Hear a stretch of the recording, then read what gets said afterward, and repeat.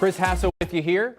Danny Kanell alongside me in studio. Brady Quinn joining us from home as well. What do you think of that Birmingham Bowl? It was basically an Auburn home game in Birmingham, Alabama. Very few Houston fans there. Houston somehow finding a way late. Massive win. I mean, the game was a little bit ugly. Neither quarterback played great, but you got the defensive stops when you needed them. And that is a huge win for Houston and Dana Holgorsen. For them to get a win over an SEC team, and I know it's a team that was 500, now drops below 500 to 6-7, but they're still an SEC logo. They still hear the SEC chants all season long, and they still are looked down upon the American Conference, and Houston is tired of hearing about it. You know, their only other loss this season, 2 losses, one in the championship game to Cincinnati, one other one in the beginning of the season, the first game of the year to Texas Tech in their kickoff, and then the middle they had this incredible run of success. For them to cap off this season, really kind of a signature year for Dana Holgorsen. Since coming in from West Virginia, it's been a little bit up and down, and for him to finish the season this way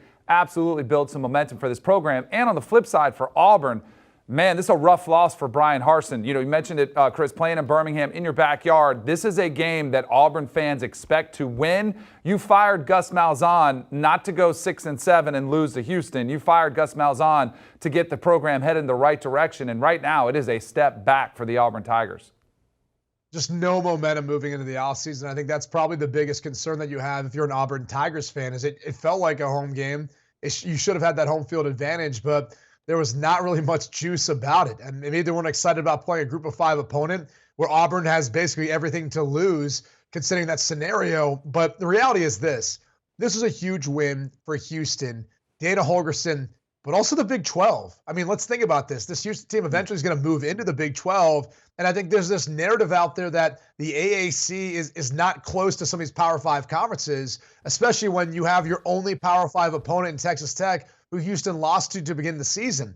Well, it's a good win for Houston. It shows that they can play with some of the big boys. Whether or not they can do it throughout the course of the season, we'll get to find out when they get to play a Big 12 schedule and they play tougher opponents in the future. But I do think it helps kind of almost legitimize a little bit what Houston is as a group of 5 team, where they're probably better than most of the teams at the group of 5 level, and makes them a little bit more solidified in the Big 12 is, hey, this is a conference that's going to have some talent to it. And we're going to see a lot of this throughout the course of the bowl season as we compare some of the other Power 5 conferences to one another to really see which league is truly superior. And right now, it's obviously a bad look for the SEC. And yeah, UCF got that big win against Florida as well.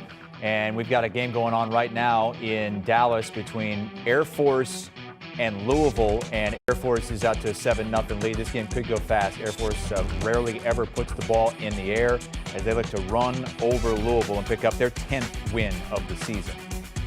Only 4 games today now because we have our 5th bowl cancellation. That's because UCLA and NC State in the Holiday Bowl right there in the middle has been called off just about 5 hours before the game because of COVID issues with UCLA. And look, I mean, guys, it's one thing, you know, if it's just, a one-off bowl game here or there.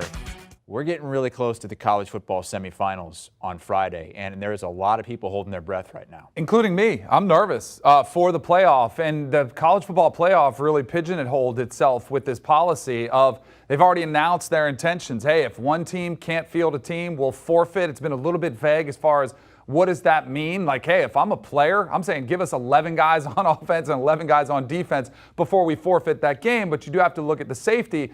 My issue with it is they're still looking at protocols. It's not sickness, and that to me is the problem here. You had Boise State who was awaiting test results, not checking players' health. They were awaiting test results. They get tests back and they find out, oh, we have too many positive tests, not too many sick players. My fear is that you could see protocols interfere, positive tests, not sick players, that it could actually interfere with the playoff. And for me, that would be a travesty. If the players are sick, keep them out. If they're not, let them play. The protocols here, to me, are the biggest problem that the college football playoff could face. Fingers crossed, though, we do not see it impact the playoff. But with 2 coaches on Alabama staff already positive, we've already seen JT Daniels and George Pickens in protocols for Georgia, and we see this incredibly, contagious Omicron variant.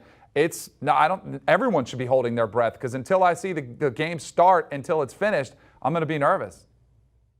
I don't know why the College Football Playoff Committee wanted to take such a hard stand so early, considering the CDC guidelines have since changed. And you see other levels at this sport in football, the NFL in particular, that's now looking at changing their protocols or how this all operates. For example, a quarterback like Carson Wentz that just got placed on the COVID list, he may very well be able to come off of that list after 5 days in isolation and start on Sunday. Now, that time frame doesn't necessarily work for the college football semifinal games, given how close we are to them, but it would seem important, at least for the national championship game. And I do think you've heard from all of the coaches who are a part of the semifinal games that they're going to go out there and play with what they have. This is for a national championship. There could be a number of players who end up testing positive when it's all said and done. However, that being said, they've got enough depth. There's enough bodies out there to be able to put out a product on the field and play off for it. I understand some of these other games that maybe are more exhibitions when it's all said and done. You don't want to necessarily put players at risk or put your foot forward when you don't want to put your best foot forward. I get all of that. This is an entirely different scenario. So I do wonder if the College Football Playoff Committee won't meet or get on some sort of Zoom call and discuss what protocols they currently have in place and don't say, hey, we're going to change a little bit of this because of the new guidelines set forth by the CDC. Yeah, we hope to see a change there. Less than 72 hours, though, before the College Football Playoff kicks off, 3:30 Eastern Time in the first semifinal in the Cotton Bowl, Alabama and Cincinnati. So today, one game has been called off, one game has been completed, one game currently underway. There are two more games tonight. Mississippi State, Texas Tech in the Liberty Bowl. Mississippi State a double-digit favorite in that one. And then late night, 10:15 Eastern Time, P.J. Fleck in Minnesota going for their 9th win of the season against a West Virginia team that barely got bowl eligible with some good play at the end of this season. So let's break down the two remaining games we have tonight to look forward to. And we'll start with the Mike Leach Bowl, guys. It's Mike Leach taking on his former team. And when this bowl matchup came out, Leach wasn't shy. I mean, he said, look, they still owe me money.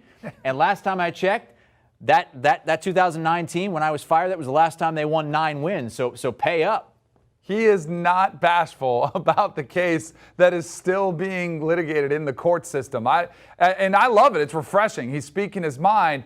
What I don't know is because there's an overarching opinion here that Mississippi State's just going to blow out Texas Tech. They're a 10-point favorite. I don't know how much the teams care, either team. I don't know how much Mississippi State's players care. I don't know how much Texas Tech players. I know the administrations care, and I know Mike Leach cares, but that doesn't matter for what we're looking at as a pick in the game. I took Texas Tech. I took the Red Raiders just based on the 10 points to me is too many. I actually like the under better than this. Will Rogers has been fantastic. He's had the second most attempts outside of Bailey Zappi, the record-setting quarterback for Western Kentucky, and yet he's 5 percentage points higher on his completion percentage. He's been phenomenal, 75% passes completion percentage on the year against the SEC. It's been sensational. But what I think is going to happen, I think Texas Tech is going to say, you know what? We'll let you take all those dinks and dunks, those high percentage passes. We'll let you matriculate the ball down the field. We are not giving up the big play. And essentially it becomes an extension of the run game, which high completion percentage keeps that clock moving. So I like the under. I don't think Texas Tech will have much success offensively. Mississippi State's defense is pretty good, but I think Texas Tech's game plan will be to slow this game down. Texas Tech is a mess, so I get why they're a heavy dog here with, Sonny Cumbie, who's 1-3 as the interim coach. He's already got another job, but he's sticking around. But the points are just too many for me as far as a side, so I'll take the under in the game. This line started with Mississippi State giving 9 points. It's now up to 10. It tells you which way some of the Sharps maybe view this game and pushing it to a bit of a higher number. I am with Danny on this one. I think the under is the better play, but it has more to do with the fact that Texas Tech and their quarterback situation, it's been a carousel all year long. Now, Donovan Smith is the only one who's left at this point in time, a more of a dual threat quarterback. He's struggled to be able to put up points at times, and he's going to be without his leading wide receiver, Eric Izukama. So that's obviously going to take away some of that. Plus the weather there in Memphis. There should be some winds somewhere around 15 miles per hour with gusts being higher than that and potentially some precipitation. So that may really impact both teams depending on, what their motivation is to play in this game, which could be colder, could be a little sloppier than what they're accustomed to. Here's where the field is slanted. The Mississippi State pass offense, as Danny touched on with Will Rogers, he's been sensational this year, one of the more underrated quarterbacks. It's the Texas Tech Raiders defense. They're 118th in the country in pass defense. They're awful. They're 104th in scoring. So I think Mississippi State's going to cover this number. Mike Leach is going to make a statement. So I'll lay the 10 points, but I do agree the under is a good play here as well. All right, so the under is the play for both the fellas. Their disagreement, though, against the spread. Big number for Mississippi State, minus 10, 10.5. All right, nightcap is in Phoenix, 10:15 Eastern Time. West Virginia won its final 2 games to get bowl eligible against a Minnesota team that under P.J. Fleck a couple years ago won 11 games. The weird COVID year last year. But Brady, this would be a big win to get them to 9 wins for the season and another successful season for Minnesota. Yeah, and I think it will be a successful game for Minnesota, considering the mismatch here. West Virginia will be without their leading rusher and Letty Brown, so they're going to be fairly one-dimensional. Jarrett Doege's going to have to kind of throw his way into this, and he's taken on the second-best pass defense in the Big Ten this year in Minnesota. And I think on the flip side, you're going to see a massive, experienced offensive line just want to maul West Virginia up front, who's a bit undersized, too, on their defensive front. So I don't know that necessarily we're going to see this game get off to a fast start, but you're going to see in the second half a lot of those runs start to weigh on them. Freshman Kai Thomas has stepped in for Trey Potts and Mohamed Ibrahim, who got injured earlier this season. He'll really share the bulk of the load along with Marquise Irving. But bottom line is, I'm willing to lay the 5 points here. This over-under is set pretty low for me. I think Minnesota's going to do a fair amount of scoring. And I do think you'll see West Virginia create a couple of big plays in the passing game. So I like the over, but I still think laying the 5 points with Minnesota is the better play.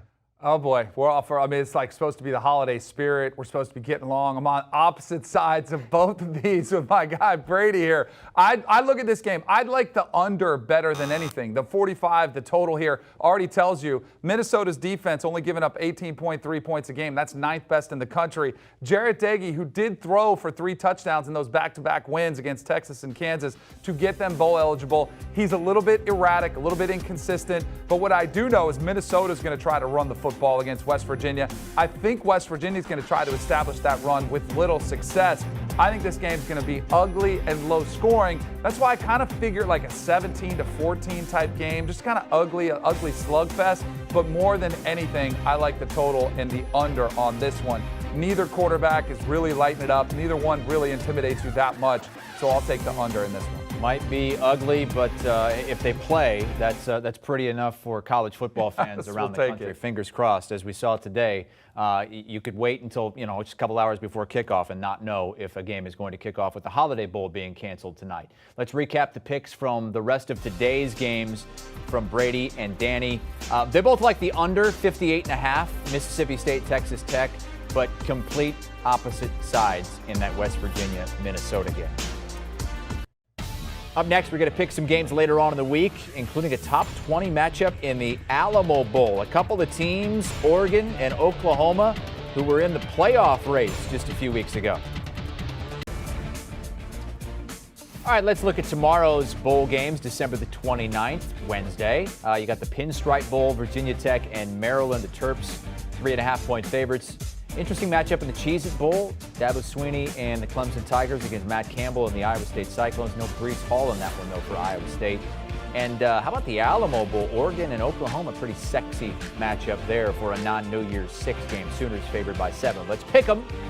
Chris Hassel joined by Danny Kanell and Brady Quinn.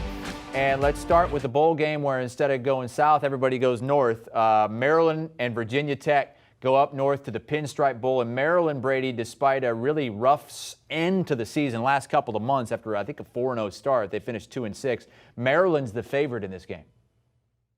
Yeah, and it's kind of hard to tell which team's going to show up and really be excited about this game. I think it's going to be Maryland, at least based on all the activity from Virginia Tech. And another team that got off to a great start, right, upsetting North Carolina to start the season, a top 15 win for them. And then the season just fell by the wayside. Justin Fuente gets fired. Now you've got Brent Pry coming in as the next head coach, but it's going to be J.C. Price as the interim one for this one. He did get a good win versus Virginia at the end of the season, but they are going to be without Braxton Burmeister, their quarterback, who entered the transfer portal. Their leading receiver, Trey Turner, as well. And then on defense, Amari Barno, he's second on the team in sacks. And D-tackle Jordan Williams is fourth. And then their cornerback, Jermaine Waller, he leads the team with 4 interceptions. He's not playing on this one either. So for that reason, it kind of just leads me to think, look, Maryland, their favorite in this one. I just think they're going to be a little more motivated to want to win it. I think if you look at the passing attack of Talia Tagovailoa, could be impacted by the weather. Bottom line is, I'll lay the 3.5 points. I feel better about the over-under and taking the under. I don't think we're going to see much point scoring in this game. So Maryland was 4-0. You mentioned that. Do you remember Friday night who they played against, Chris? Iowa. Oh, that's right. The Iowa Hawkeyes. They got killed. Yes, they did. And then it kind of set their season on a different course when everybody was all excited about them. But they did recover against Rutgers. Nice win there. Surprisingly, Taulia Tagovailoa was the second, you could make an argument he was the second best quarterback outside of C.J. Stroud. Statistically, he was yardage-wise. I know Aiden O'Connell had some other guys had some pretty good years. But I'm looking at these teams. What do I know I'm going to get? I don't know who's planning to be the quarterback for Virginia Tech with Braxton Burmeister being out. I know Taulia is going to be out there. I know he's going to have some of his weapons. And I know their head coach is going to be there, who the players should be more motivated for. So for me, I'm with Brady on this one. I'm laying the 3.5 with the Terps. Virginia Tech is a mess right now. There are a slew of players either opted out in the transfer portal. They don't know what's going on. Justin Fuente's gone. It's not really, the turnover hasn't happened yet. It's one of these weird limbo situations. Give me the team where there's more certainty, so I'll take the Terps and lay the 3.5. Forecast for low 40s and potentially rain at the Pinstripe Bowl, which is never great weather this time of year. All right, Cheez-It Bowl in Orlando. This is a matchup between a pair of preseason top 10 teams. Clemson, as we know, was a top 5 team. Iowa State was a top 10 team. Clemson, a slight favorite in this one, Danny. What did Iowa State do against Iowa again? Got beat. Oh, that's right. I'm giving you all the love today for your Iowa Hawkeyes. 5th or 6th straight year. That's right. It was.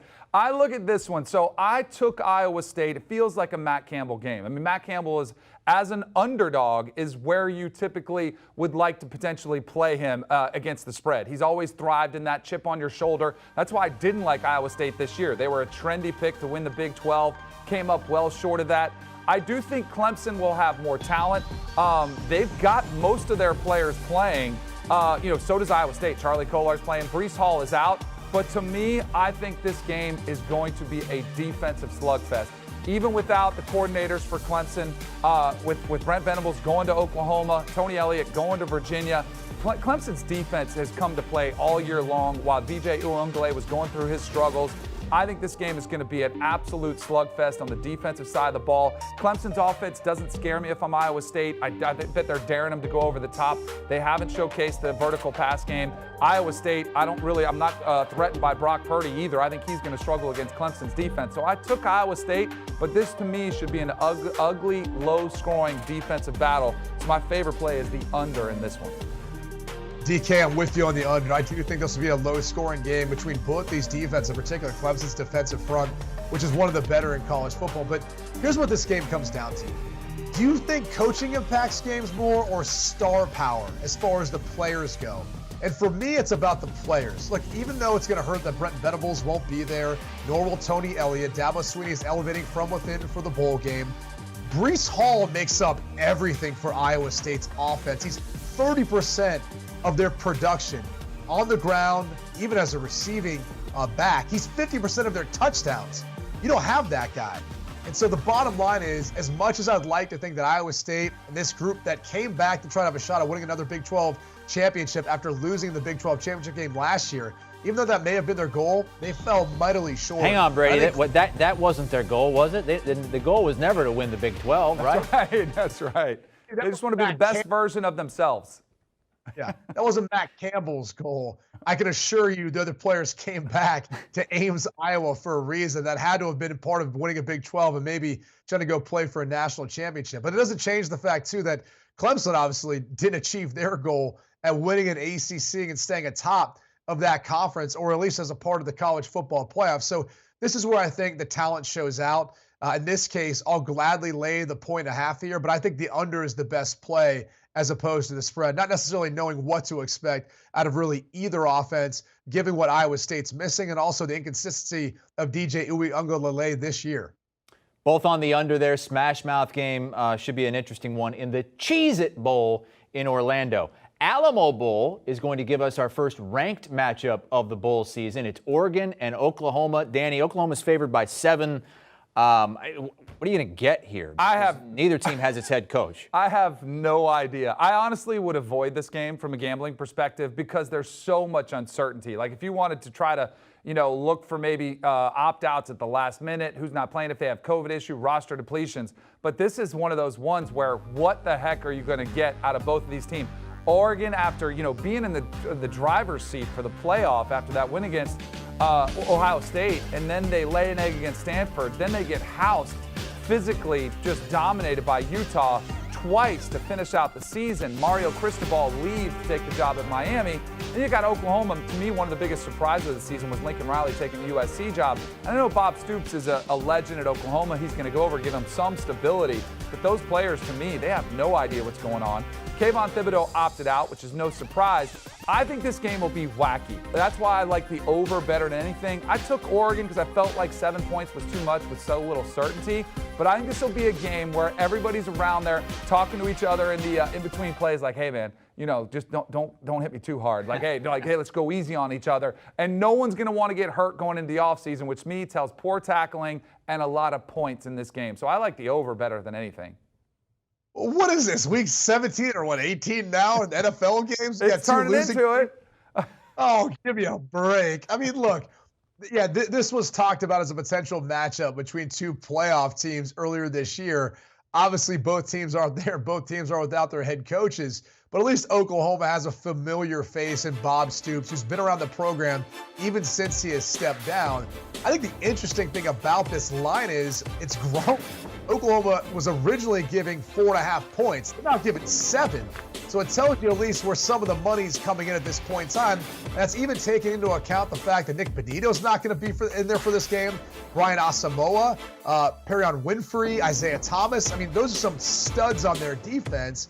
However, Danny mentioned it. Kayvon Thibodeau is not going to be, even though he wasn't there for the Ohio State game. Oregon still won.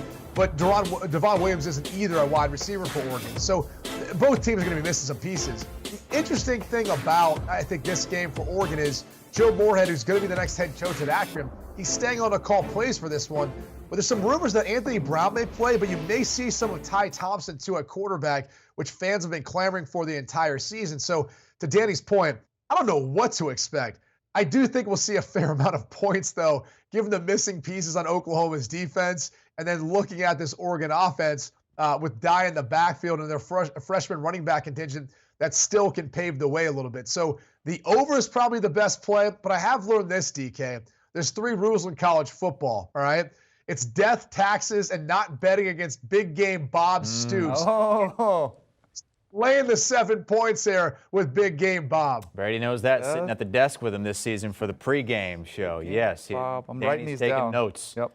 All right, let's recap the picks for Wednesday's bowl games, both on Maryland -3.5 in the Pinstripe Bowl against Virginia Tech. On the under in the Cheez-It Bowl, under 44 between Clemson and Iowa State. And opposite sides there, Oregon and Oklahoma. Brady says do not bet against big game Bob as he returns as the interim coach to coach the Oklahoma Sooners against the Ducks. Up next, what Mack Brown said he would do if his Tar Heels can get a win over South Carolina. All right, let's pick some more bowl games coming up on December 30th. That's Thursday of this week. We have the Battle of the Carolinas in the Duke's Mayo Bowl, a game that's in North Carolina. Also have the Music City Bowl in the afternoon, 3 Eastern time. Tennessee favored by nearly a touchdown against Purdue. We have a New Year's Six game, the first New Year's Six game of the season, the Peach Bowl at 7 Eastern that night, Michigan State and Pittsburgh. And then late night, the Las Vegas Bowl between Wisconsin and Arizona State. Get some winning picks from our quarterbacks, Danny Kanell, Brady Quinn, Duke's Mayo Bowl. So the winner gets a Mayo bath. Did you see the Mack Brown quote? He said, give me the Mayo bath. I'll take a frying pan to the face if we can just win a game. It's been a disappointing season for North Carolina. It has been. Massive expectations. It seems like forever ago we were saying who could be second in the ACC, and it was Miami or North Carolina. Both fell well short. And it's been a disappointing year for Sam Howell. All that being said, I still like the Tar Heels in this situation. Like, all these coaches can say, hey, we're going to be after our players. We want to show how motivated we are. But I do think it has to come from the locker room. And a player like Sam Howell playing in this game wants to go out with a finish, with a win after a disappointing season against a South Carolina team that had a nice year. They did have a nice win against Florida, nice win against Auburn, but those teams have been struggling. We saw Florida lose to UCF. We saw Auburn lose to Houston. I am fading the SEC here, buying into Mack Brown and the North Carolina Tar Heels. I think there's a lot of young talent on this team, too. I think they're just a better team that will showcase that offense, cover the number here. So give me the Tar Heels. Even though the spread's pretty high, I still like Mac Brown to get the Mayo bath after the game.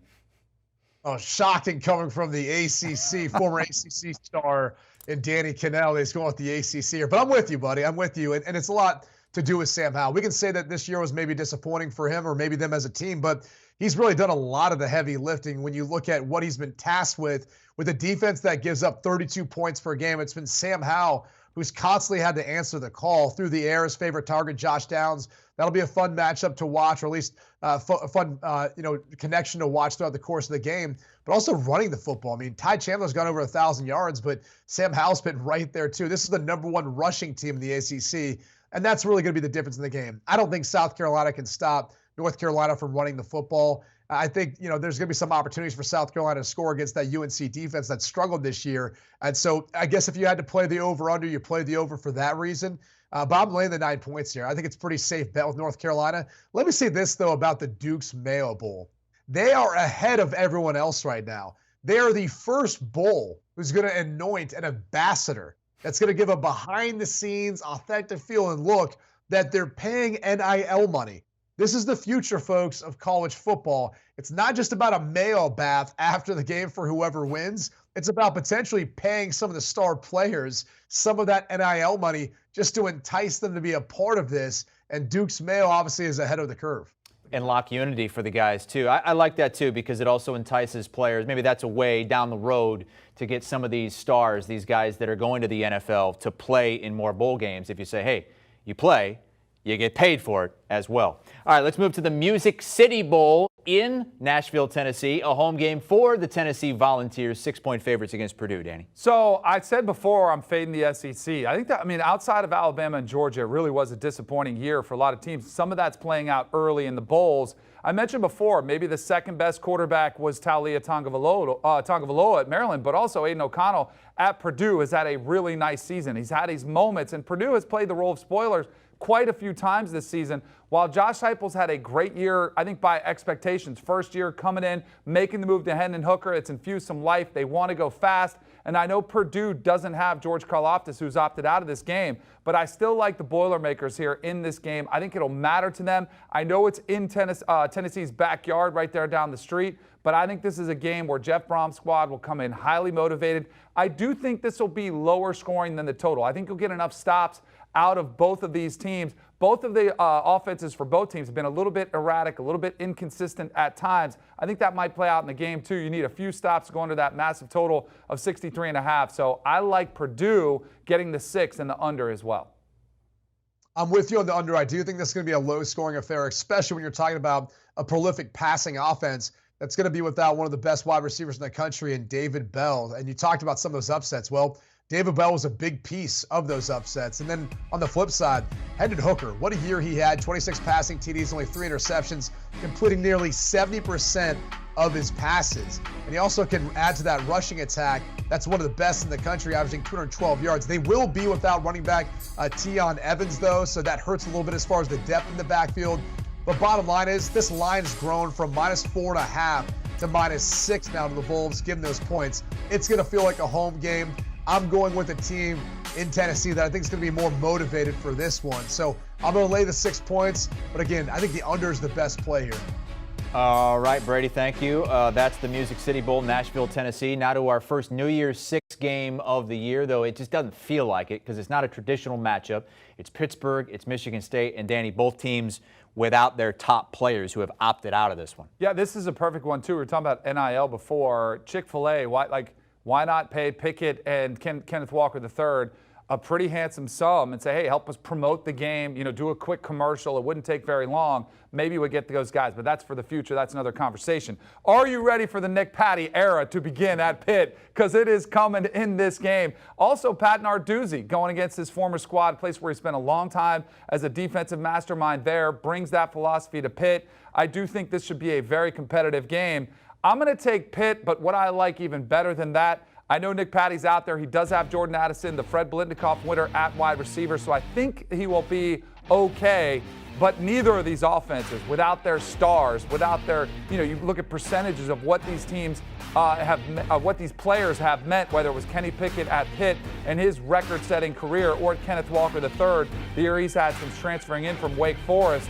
Those players are going to be a lot to deal with for these offenses. So I think the defenses shine in this one. Give me the under all day long. I'll favor Pitt slightly, but I like the under better than anything. DK, I'm with you on the under. I think it's only fair. You're sitting there looking at the two biggest offensive stars for each team. They're not playing in it. So it would draw you to think that Nick Patty, who only has 14 career pass attempts, might struggle. And even though he's going up against the worst pass defense in all of college football in Michigan State. And look, on the flip side, they don't have Kenneth Walker, who made a ton of yards after contact, which is really going to be the most interesting part of all of this. It is going to be interesting to see if Michigan State can run the football with Jordan Simmons, and if that passing attack can get going on the outside versus a high-pressure defense from Pitt. So the under, to me, is the best play of all of this. If they have to lay some points, I'll lay the 2.5 with Michigan State, only because even though I think they're disrupted with Kenneth Walker not being there, I still think Peyton Thorne can get it done at the quarterback spot, and Simmons can run well enough to be able to cover the 2.5 points here. All right, under once again, the play, the consensus from Brady and Danny. One more bowl on, what is this, Wednesday, right? Thursday, New Year's Eve, and it's late night, Las Vegas Bowl between a couple of teams. I feel like just when you think you have the team figured out, they put a stinker out there. I mean, Wisconsin had the Big Ten West wrapped up. Boom, lose to Minnesota. Arizona State showed signs this year that they're the best team in the Pac-12, and then they just fall apart. Yeah, I mean, this should be like the disappointment bowl. One of those teams that came out there and just couldn't get it done. You make some great points. Chris, I want to tie back Iowa one more time. Again. Do you remember, I know you don't want to talk about the outcome, but you remember the total in the Iowa-Wisconsin game? It was like 37. It was the second lowest outside of Army and Navy, and it finished under the total because Wisconsin's defense, Jim Leonard, one of the better defensive coordinators in the country, they have been flying around, probably one of the more underrated defense. The offense has been a problem. Graham Mertz, who came in with a lot of fanfare, was the first player to come out with a logo for the NIL era at midnight of July 1st over the summer. Didn't quite work out the way that I think he envisioned, but Paul Chryst at some point, probably about week 3 or 4, said, you know what? We're going to go back to what we always do. We're going to run the football. We're going to play great defense. We're going to have a game manager, a quarterback. They figured that formula out going back to it to salvage the season, but there was too much inconsistency. And then Herm Edwards in Arizona State, a lot of people wrote them off after the investigation, which somehow that'll come out in 5 years, whatever the NCAA figures out what exactly went on there. But I still look at them. Herm Edwards is back for another year. Jaden Daniels is going to play in this game. I think they'll get enough out of them to get the cover, but with the defense on display from Arizona, give me the under. I think they're going to try to slow it down like a service academy, run the football, keep the hands out of Jaden Daniels in that Arizona State offense. But give me those points for Arizona State and the under.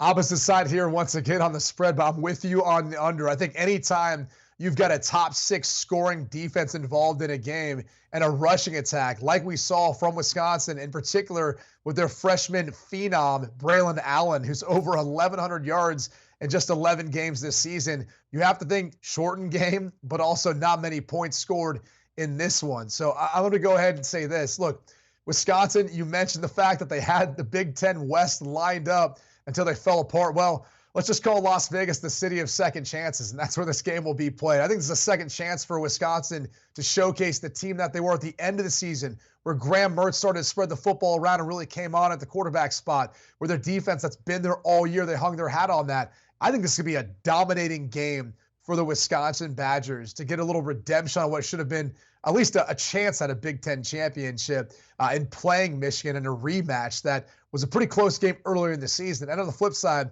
look, Jaden Daniels has struggled this year. There's a reason why he's deciding to come back and obviously wants to play in this game and prove to the doubters. This is going to be the toughest defense he's faced all year long. They're going to be without Chip Trayanum, their running back, who's transferred to Ohio State. So I just think it's a bad look for a team that finished the season 3-3, doesn't have a ton of momentum. So I'm laying the 6 points, but the under is the best play. All right, that's the nightcap on Thursday. Recapping the picks on New Year's Eve from Brady and Danny here. I feel like they're on opposite sides of most of the spreads, but both on a ton of unders. Look at Danny's on all the unders.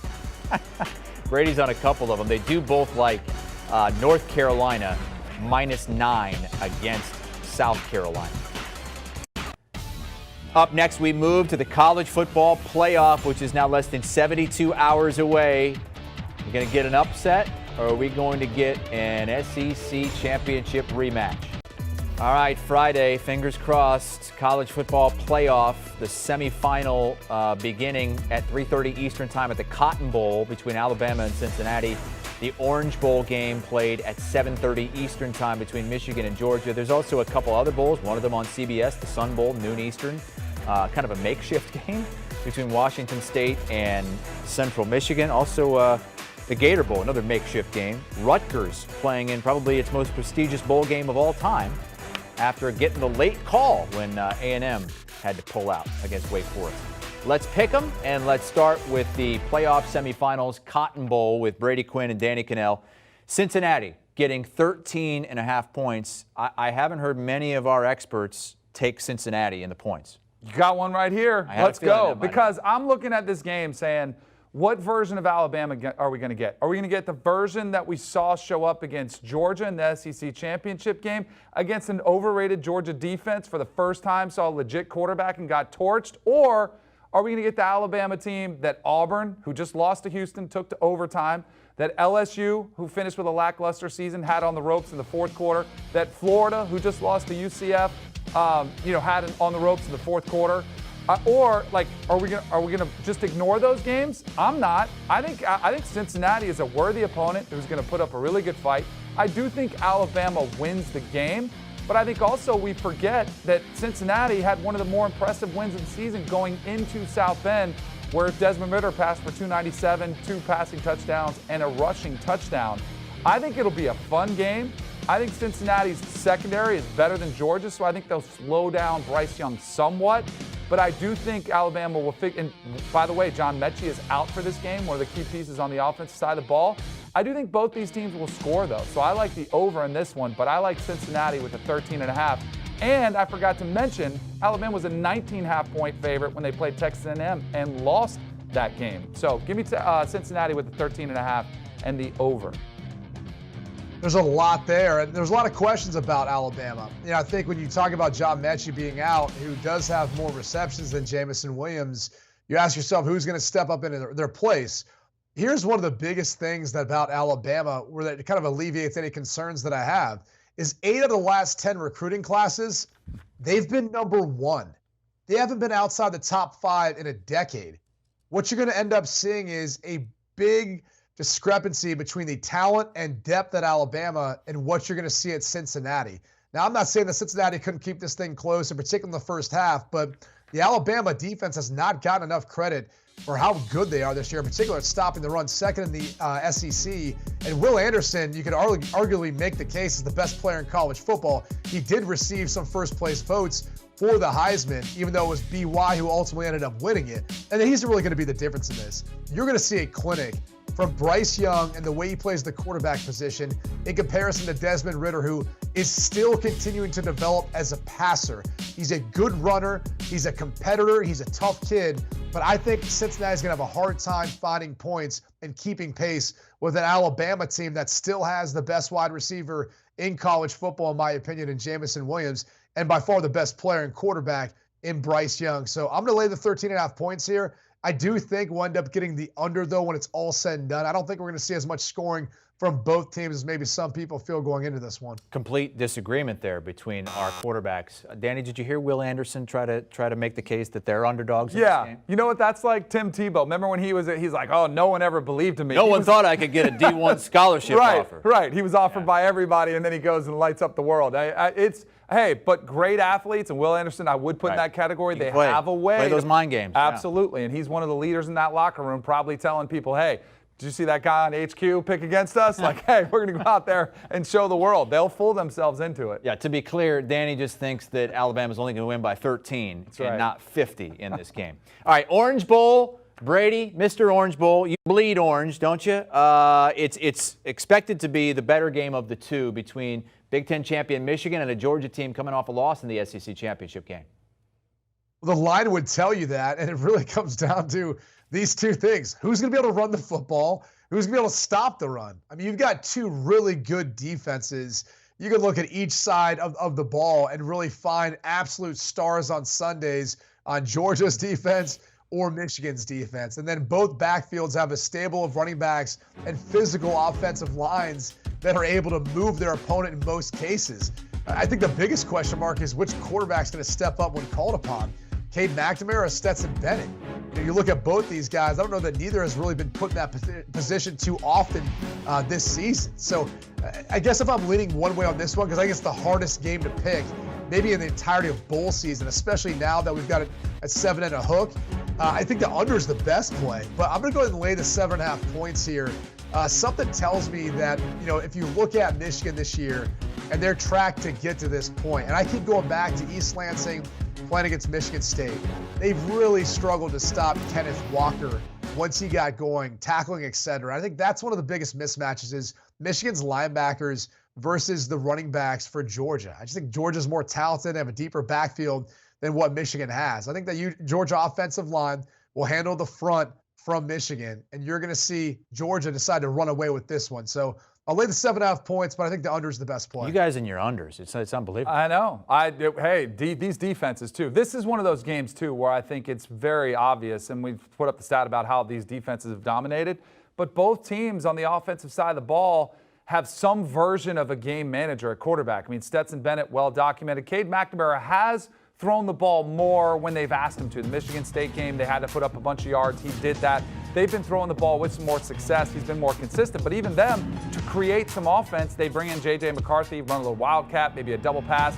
They don't fully look for Cade McNamara to go out there and just throw it 40 times a game. And that's not what Jim Harbaugh wants to do. So both these quarterbacks are doing exactly what their coaches want them to. I look at this game, though. I liked Michigan the day this was announced, and it was Sunday of the selection, and I said, I kind of like Michigan. I'm getting more nervous because I feel like it's a trendy pick. But I'll say this. If you like the Wolverines, I say to take them on the money line. Just take them to win the game. And if you like them that much, like against this, to win it outright, take them. It's their year. Like, are they that team of destiny? Has Jim Harbaugh come all the way back from being on the hot seat to taking a pay cut, to believing in his team, this team of destiny that wins 42-3. They put up 42 points, the same a number as the young man who was the hero in the shooting there at Detroit. It just feels like this could be the team of destiny for Michigan. But I'm with Brady on this one. So that's my take on Michigan. Like, I do like Michigan, 7.5. It's a big number. But the under, to me, is the play in this game. Both defense, and even a first-half under, because I think they'll be trying to, a little chess match. Both teams a little bit conservative. They'll probably set up some of the shot plays for the second half, maybe second-half adjustments. But I think this is going to be two of the best defenses in the country on display. And, Brady mentioned the running backs for Georgia, which could present a problem. But I do think you can load up the box and dare Stetson Bennett to beat you. You better be ready for George Pickens, assuming he's healthy off of COVID. Some of that deep ball. But as long as you don't give up that deep play, this should be a low-scoring game. All right, and then the national championship game is a week from Monday. Also on New Year's Eve, the biggest game of the day, noon Eastern time on CBS. It's the Sun Bowl. We had programs and people out there not complaining, but coming to, basically coming to the rescue, right? Yeah. Solutions here. Central Michigan hopping over from Arizona to take on Wazoo. At least they were practicing, kind of ready to go for a game. That's not the case in Rutgers, but I like Washington State here. They've been through so much this season, but the players have rallied around each other. Jaden DeLora has been one of the better quarterback stories out there, so I like Washington State laying the touchdown in this one. I'm on the other side of this one. I'm going to take the 7 points. And it's not like Central Michigan wasn't practicing, trying to play a game. And they've got one of the best running backs in college football in Lou Nichols, who gained over 1,700 yards this season and 15 touchdowns. So they're going to hang their hat there. And if you look at Washington State, they're the bottom half of the Pac-12 in rush defense, give over 160 yards a game. So I think that's where the decisive advantage is for Central Michigan. If I had to make a play on the over-under, the under. I give just all the circumstances of surrounding this game between these two teams. I have a hard time believing we're going to see both teams' offenses get off without a hitch. And it's not like Washington State won't run the football from time to time, too, with Max Borghi. So I think the under might be, once again, the best play. I feel like a broken record here. But I'm going to go ahead and take the 7 points and Central Michigan. CBS, Friday, noon Eastern time. Get you going on your college football playoff semifinal New Year's Eve. Here are the picks from the guys. A bunch of unders once again. They agree on the under. Georgia, Michigan, And actually, Danny taking an over in that Alabama-Cincinnati game. Danny likes Cincinnati. And he also said that Michigan game, Michigan money line, if you're feeling lucky.